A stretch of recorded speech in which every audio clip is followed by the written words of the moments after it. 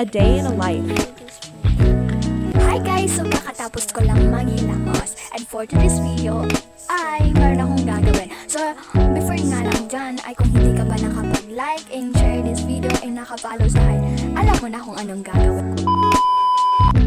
So this video ay kukuha ko nga yung aloe vera para ilagay sa aking mukha. At saka sinirado ko na rin para sure. So this video ay kukuha ko nga yung aloe vera para ilagay sa aking mukha. At saka sinirado ko na rin para sure. At nilagyan ko na nga ng aloe vera ang mukha ko para smooth naman. And ito na nga yung result. O diba ang ganda? So ito yung face dry ko.